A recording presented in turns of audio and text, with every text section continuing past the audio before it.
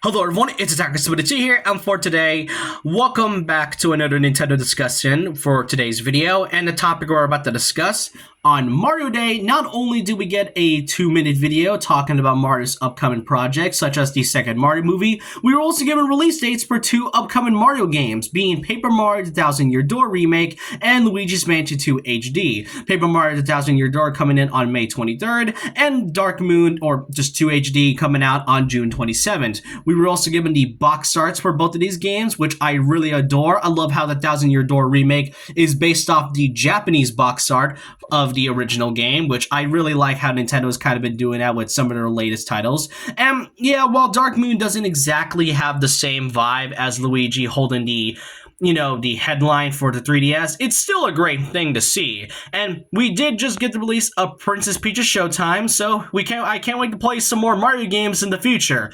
But there's just been this discussion going on ever since the release dates were shown off, and also the pricing being revealed. You see, the question is whether or not these two games were worth it. For example, Paper Mario The Thousand Year Door, it will be a total of $60, which, okay, makes sense. It is a Nintendo game. It is pretty, high standard, and since this is one of the best Mario games out there. But then we get to Luigi's Mansion 2 HD. Despite the fact that this looks like an actual remaster and not a remake, there is a huge difference between both of them. I will get into the video later on. For some reason, this game is $60, which made a lot of fans, or at least some fans, really angry, or just kind of thinking that is this game really worth the $60 when we don't exactly get to see much. So in this video, I just kind of want to be talking about that. And first of all, let's kind of look at the graphical difference, since these two are basically just big re-releases, but they both have really notable differences. Paper Mario The Thousand Year Door, while many can say that it is a remaster, a lot of the majority have stated that The Thousand Year Door is indeed a remake. I've been saying it's been a remake for quite a while now. And Luigi's Mansion 2 HD, given that it has the word HD, it is indeed a remaster. But what's really the difference between both of them graphically? Well, take a look at this footage for Luigi's Mansion Dark Moon. If you look at the game side by side, the right being the 3DS and the left being the Switch, and then in this image, the left being the 3DS and the right being the Switch, you can tell there's been a massive jump in terms of quality because, well, 3DS has their own limitations, and yeah, this game does look the same in some cases. And if you look at the game's screenshots on the official website, if you go by each of them one by one, you may have noticed that the game doesn't really look much different or add anything too substantial other than basically a high definition look, which it isn't that bad, but this kind of doesn't really feel like it's justifying the whole $60 price and whatnot. And I get it, games nowadays are really expensive. As of lately, the PlayStation 5 and Xbox games have been up and up to $70, and as of right now, Nintendo's only major game currently with a $70 price was Tears of the Kingdom. I'm not counting any of the other games that are third party. I'm more specifically talking about their own games, being Tears of the Kingdom being the only one with a price of $70. So the fact that we don't really see much evidence or any conceptual images that really goes to show that this game is worth $60, I'm pretty sure they could have toned this down for it being the $40 price. But isn't this a little hypocritical? Why am I bashing Luigi's Mansion 2 HD for having some substantial differences while Paper Mario The Thousand Year Door gets all the praise? Here's the notable differences with The Thousand Year Door. The thing is, unlike HD, we do get to see a huge quality dip, but then if you notice in the Switch version and the GameCube version, you can tell that not only were the models changed, but everything around it has changed substantially, both quality-wise and model-wise. Like, for example, this specific area right here, you can tell there's a lot of images shown that gives off this vibe of taking the engine from the past couple of Paper Mario games. Yes, Paper Paper Mario the Origami King is divisive towards in the Paper Mario community. What I can admit is that the visually it really looks good in terms of its engine, and you can really tell that Intelligent Systems went through all that into making the quality look really good. Because notice the difference between this image from the Switch and the other one from the GameCube. You can tell there's a lot of things. There's a lot of differences. Aside from the models, the buildings look like they're made out of actual paper mache. The pine trees also feels like they're made out of plastic. You can tell that it makes you feel like you're in a Paper Mario game. That you're in a Paper Mario game. That's really what makes the substantial difference between both quality-wise and model-wise. You can tell that they took the engines from the past two Paper Mario games and implemented into the Thousand Year Door, and it gave us such a gorgeous looking, visual looking game. Now, let's kind of look at some other games that have, weirdly in a way, games that have some strange prices, and yet the quality of the actual content of the game isn't really much.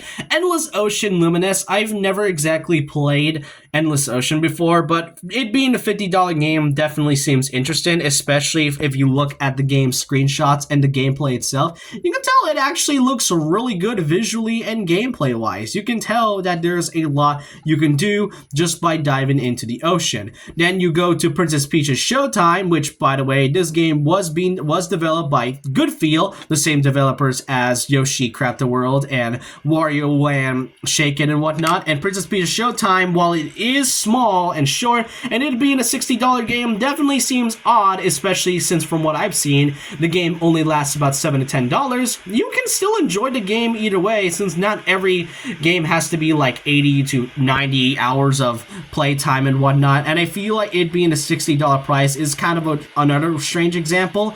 But then you go look at the past Mario sports titles, to which I feel like there's a lot to say, at least, especially with the other sports titles. Mario Strikers Battle League, a game that is $60 but has very minimal content, with only 10 characters and only added 6 new characters. One of them, or at least 2 of those new characters, are actually new characters, while the rest came from the last Strikers game, and it was mostly focusing on the online, and I was a little disappointed from this game since it had been a long time since we had any Striker games, and you've seen my review on it a couple years ago. You can tell there was a lot of disappointment within this. When Mario Golf Super Rush, the game also suffers from it, from the fact that not only are these games $60, but they both lack in content. Like, the whole free update standpoint definitely seems weird, and I don't exactly know why they would charge us $60 when it could have just given us $40 instead. And then we get to Nintendo Switch Sports, another disappointment, where, well, as the digital, you can get the game for $40. Physically, you have to get $50. And this is one of the most disappointing ones when it comes to its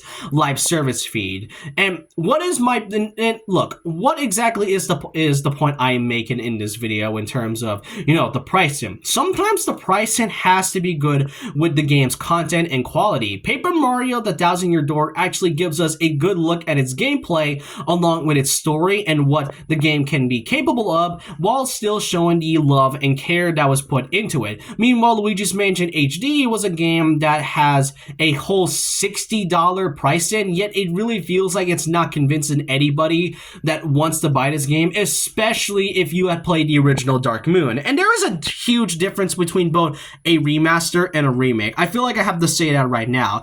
Final Fantasy VII Remake is something I talked about a lot of times throughout my channel, and that's because it is a good example of an actual remake. While it does change a lot of the story, it does retain a few things that still made the original really great to begin with, even if its plot points are confusing. And Metroid Prime Remaster is a game that is actually a good example of a remaster that not only is it like $30 in pricing, but the game itself is good in both quality. This right here, while it doesn't change anything of the majority of the gameplay, the fact that the pricing and the content itself is still good enough as a justification for its like pricing, it generally makes sense. This goes to show for other games that are in this pricing. So I really don't know why HD is having this issue when it could have easily been a $30 or to $40 game. That also is the issue with Skyward Sword HD, which many people complained about because not only was it 10 years and the fact that it really looks weird in terms of its emulation,